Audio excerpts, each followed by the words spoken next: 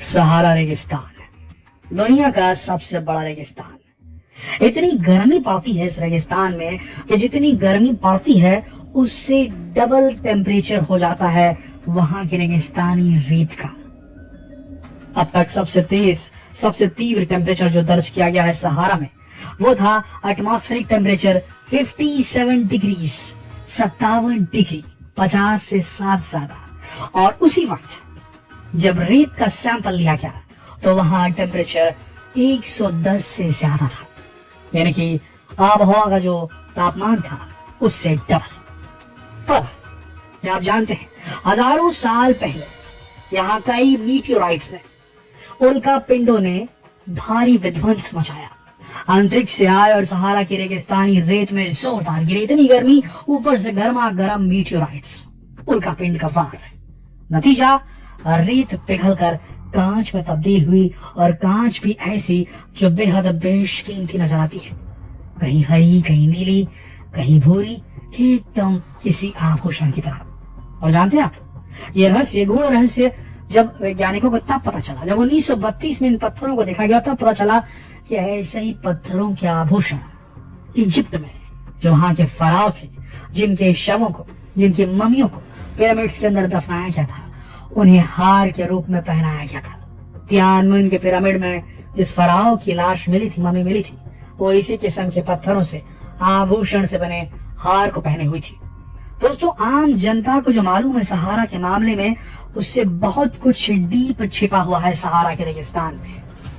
आप सबको तो ये भी नहीं पता कि सहारा रेगिस्तान भले ही दुनिया का सबसे बड़ा रेगिस्तान हो, लेकिन सहारा रेगिस्तान में पूरी जमीन रेतीली है ही नहीं, बल्कि रेतीली जमीन तो महज 20% है सहारा की, बाकी 80% तो पहाड़ों चट्टानों से बना हुआ है, जिसके बारे में आपने नहीं सुना होगा। आप ये भी नहीं जानते होंगे कि आप ये सोचते होंगे कि जहाँ की धरती फ्राइंग पैन की तरह तपती है वहां कौन जीव रहता होगा, लेकिन आपको मालूम न हो तो बता दें, सहारा में 4000 जीवों की प्रजातियां पाई जाती है। 4000 और ऐसे ऐसे जीव जिसके बारे में आप सोच भी नहीं सकते कि ऐसे गर्म वातावरण में वो सरवाइव कर पाएंगे। हैमस्टर, जरबोया, एंटीलोप यानी कि मृग, गीदड़, नेवला, ड्यून कैट ऐसी बिल्ली जो रेतों में रहती है, फेनिक फॉक्स, ड्रोमडेरी, इन सारे जानवरों के नाम भले आपने न सुने हो लेकिन ये पाए जाते हैं। और ऐसे बहुत से अजीब और गरीब जानवर और जहरीले सांप हैं जो इस रेगिस्तान में पाए जाते हैं। यहाँ तक कि नेवला भी पाया जाता है। आपको बता दें यहाँ का तापमान इतना तेज होने की वजह से अपने बिलों में छिपे रहते हैं और रात में शिकार के लिए बाहर निकलते हैं। सहारा रेगिस्तान 10 अफ्रीकी देशों की टेरिटरी से जुड़ा है दोस्तों। ये इतना बड़ा रेगिस्तान है, लेकिन आपको बता दें, अगर आप सोचते हैं कि इस जगह में कभी बर्फबारी नहीं हुई होगी तो ऐसा नहीं है। कई बार सहारा रेगिस्तान में बर्फबारी हुई है। 2012 में भी बर्फबारी हुई है और उसके बाद एक बार और बर्फबारी हुई है। यहाँ रेत के 200 मीटर तक ऊंचे ऊंचे पहाड़ बने हुए रहते हैं, टीले बने होते हैं। 600 फीट सोच के देखिए दोस्तों, जब हवा इन रेत के टीलों के रेत के कणों से टकराती है तो एक अलग ही धुन तैयार होती है, ड्यून की धुन।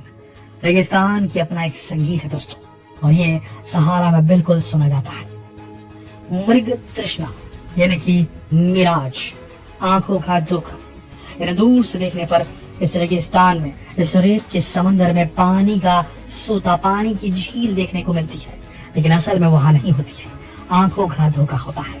लाइट्स के रिफ्रैक्शन की वजह से, ऑप्टिक्स की वजह से, तेज रोशनी के रेत पर पड़ने की वजह से, गर्म रेत की वजह से वहां से जो हवाएं उठती हैं उससे ऐसा अनुभव क्रिएट होता है, ऐसा एक्सपीरियंस, ऐसा विजुअल भ्रम पैदा होता है, इल्यूजन पैदा होता है कि बस कुछ 2-3 किलोमीटर में ही पानी मिल जाएगा। पानी का एक बहुत बड़ा झील दिखता है।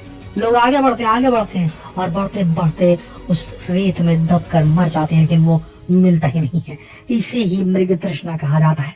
और ऐसे 1.5 लाख जियोलॉजिकल पॉइंट्स हैं सहारा रेगिस्तान में, जहां अगर कोई खो जाए और मृग तृष्णाओं के पीछे पड़ जाए और उसके पास पानी ना हो पीने के लिए, पूरी सेफ्टी और फैसिलिटी के साथ ना चला हो, तो वो बच नहीं पाएगा सहारा रेगिस्तान में दोस्तों। डिहाइड्रेशन से उसकी मौत हो जाए। सबसे बड़ी बात, नॉर्थ वेस्ट अफ्रीका के मॉरिशियाना का रिचार्ट स्ट्रक्चर भी सहारा का एक चमत्कारी नमूना है। अनबिलीवेबल है। ये 50 किलोमीटर के डायमीटर वाला एक रिंग जैसा स्ट्रक्चर है। इसे eye of the Sahara, eye of the desert, रेगिस्तान की आंख अफ्रीकन आंख जैसे कई नामों से पुकारा जाता है।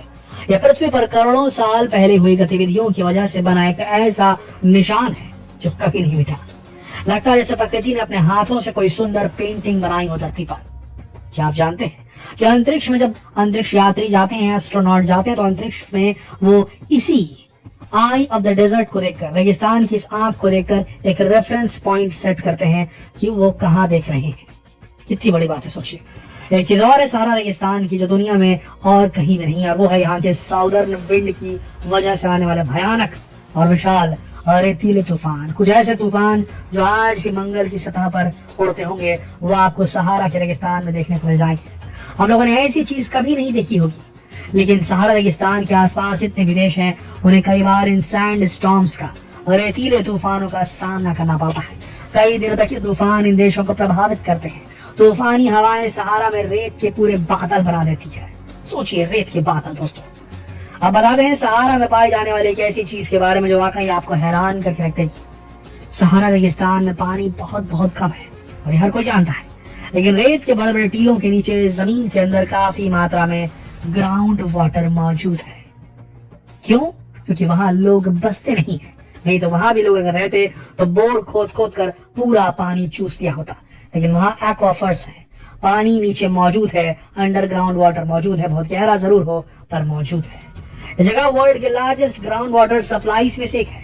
इसलिए यहाँ लगभग 90 मेजर ओएसिस मौजूद है। ओएसिस यानी डेजर्ट में ऐसी जगह जहाँ पानी है और वनस्पतिक पौधे उगते हैं। वैज्ञानिकों का मानना है कि आज से 11,000 साल पहले यहाँ बहुत सारी झीलें, नदियां, जंगल और ग्रास लैंड भी मौजूद थे और ये जगह हरी भरी और जीवंत हुआ करती थी। यहाँ ज्यादातर ओएसिस ऐसी जगहों पर है जहाँ से ग्राउंड वाटर ने रेत को चीर कर सतह पर आने के लिए रास्ता बना लिया है।